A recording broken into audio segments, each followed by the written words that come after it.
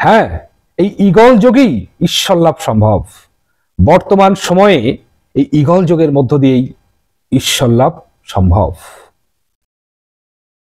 আমাদের সকলের মধ্যেই ঈশ্বরত্বের উপস্থিতি, ঈশ্বর চেতনা আমাদের সকলের মধ্যেই আছে, কিন্তু রং এডুকেশন, রং আপব্রিঙ্গিং, রং কন্ডিশনিং আমাদেরকে বহির্মুখী করেছে।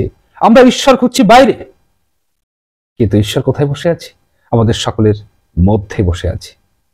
তাই ঈগল মন্ত্র সাধনার মধ্য দিয়ে এই ঈশ্বরবোধকে উপলব্ধি করতে গেলে দরকার ঈগল সাধনা। ঈগল সাধনার মধ্য দিয়েই প্রবেশ করতে হবে ওই ঈশ্বরের প্রান্তে। আমরা ঈগলিটেশনের মধ্য দিয়ে যখন প্রবেশ করব, তখন আমরা খুব সহজেই মাইন্ড থেকে নো মাইন্ডের স্তরে পৌঁছে যাব।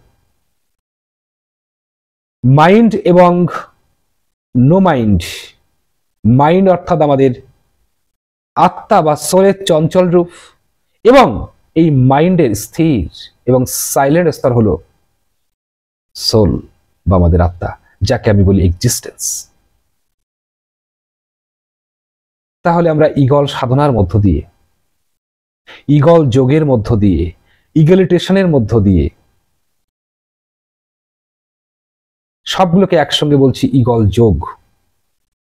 চেতনার বিকাশের জন্য আমি যা যা যোগ করলাম উৎকর্ষ সাধনের জন্য, তা হলো ঈগল যোগ। এই ঈগল যোগ বর্তমান প্রজন্মের কাছে ঈগল যোগ এক অমৃত সমতুল্য। কারণ ঈগল যোগের মধ্য দিয়েই একজন মানুষ তার সুপ্ত চেতনাকে জাগ্রত চেতনায় উত্তীর্ণ করতে পারে।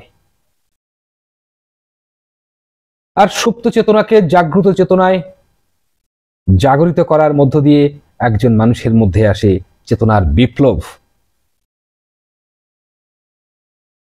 সে জীবনের দুটো প্রান্তকে অ্যাটেন্ড করে ফেলে, তার জীবনে আসে পরিপূর্ণতা, ভেতর থেকে একজন নতুন মানুষের জন্ম হয়, যাকে আমি বলি দ্য রিবার্থ অফ ঈগল। এই চেতনার জাগরণের মধ্য দিয়ে সদ্য জাগরিত যে ব্যক্তি, সেই হলো জীবন্ত ঈশ্বর। ঈগল ধ্যানের মধ্য দিয়ে আমরা শ্বাসের সঙ্গে একাত্ম হয়ে যেতে পারি। ঈগল ধ্যানের মধ্য দিয়ে আমরা শ্বাসের সঙ্গে শ্বাস হয়ে যেতে পারি। ঈগল ধ্যানের মধ্য দিয়ে আমরা প্রকৃতির সঙ্গে প্রকৃতি হয়ে যেতে পারি। এবং যে মুহূর্তে তুমি প্রকৃতির সঙ্গে প্রকৃতি হয়ে যাবে, সেই মুহূর্তে ওই ঈগল যোগের মধ্য দিয়ে তুমি পৌঁছে যাবে তোমার শুদ্ধ চেতনায়। আর তোমার সেই মুহূর্তেই হবে আত্মদর্শন। তুমি জানতে পারবে তুমি কে, হু অ্যাম আই। যে প্রশ্নের উত্তর জানার জন্য তুমি জীবন অপেক্ষা করেছো, সেই প্রশ্নের উত্তর তোমার ভেতর থেকে জেগে উঠবে। এই প্রশ্নের উত্তর কোনো বই পড়ে জানলে হবে না, কারো কাছ থেকে উত্তর জানলেও হবে না। এই প্রশ্নের উত্তর তোমার ভেতর থেকে জাগবে। আমি কে? কে আমি? কি আমার নাম? কোথা থেকে এলাম?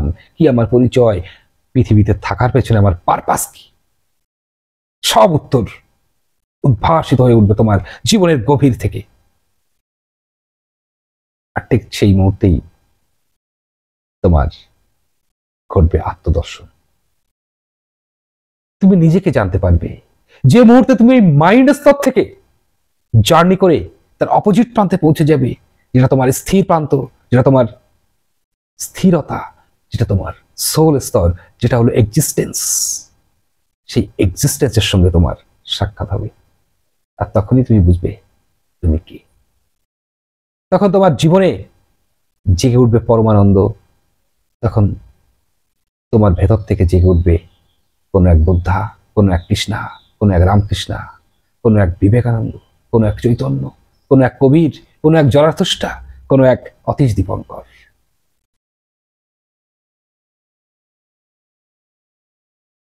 বর্তমান প্রজন্মের কাছে তাই ঈগল যোগ, যে ঈগল যোগের মধ্য দিয়ে একজন মানুষ